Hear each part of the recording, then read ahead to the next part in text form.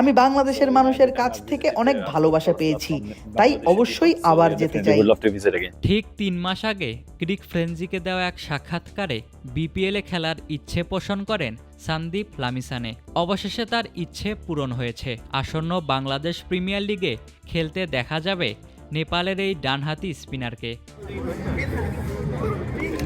সন্দীপ দাপটের সাথে খেলে বেড়ান বিশ্বের বিভিন্ন ফ্র্যাঞ্চাইজি লিগ। তবে বিপিএলে মাত্র এক মৌসুমেই খেলা হয়েছে তার। সিলেট সিক্সার্সের হয়ে মাঠ মাতিয়েছেন ডানহাতি এই বোলার। এবার দ্বিতীয়বারের মতো বিপিএলে খেলতে দেখা যাবে তাকে। আনুষ্ঠানিকভাবে তার সাথে চুক্তি করেছে রাজশাহী ওয়ারিয়র্স। এর আগে ২০১৯ সালে বিপিএলে খেলেছেন সন্দীপ। সেবার সিলেটের হয়ে ৬ ম্যাচে ৪ উইকেট নেন তিনি।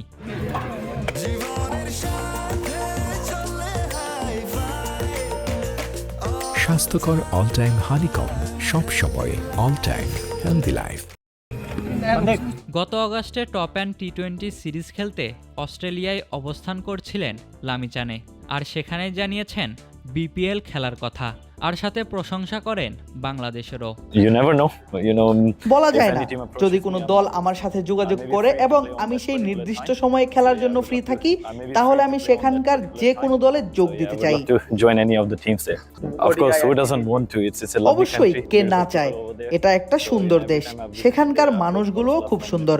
তাই আমি যতবার সেখানে গিয়েছি, আমি বাংলাদেশের মানুষের কাছ থেকে অনেক ভালোবাসা পেয়েছি, তাই অবশ্যই আবার যেতে চাই। এবারের বিপিএলে দেখা যাবে না সাকিব আল হাসানকে, তবে বিশ্বসেরা এই অলরাউন্ডারকে ভালোভাবেই চেনেন সন্দীপ, জানিয়েছেন এমনটাই। হ্যাঁ, আমি সাকিবকে খুব ভালোভাবে চিনি। আমি তাকে চিনি, তবে অতটা ব্যক্তিগতভাবে নয়, কিন্তু আমরা ড্রেসিং রুম শেয়ার করেছি। আমরা বেশ কয়েকবার একে অপরের বিরুদ্ধেও খেলেছি। সন্দীপ আরও জানিয়েছেন বাংলাদেশের বেশ কয়েকজন ক্রিকেটারের সঙ্গে সখ্যতা আছে তার মাঝে একজনকে রাজশাহী ওয়ারিয়র্সের সতীর্থ হিসেবেও পাচ্ছেন তিনি নাজমুল শান্ত। লিটনের সাথে আমার খুব ভালো সম্পর্ক আছে এবং আফিফ আমার অনূর্ধ্ব-19 ব্যাচের একজন ভালো বন্ধু। নাজমুলও আছে এবং আরও অনেক খেলোয়াড় আছে যারা আমার খুব কাছের।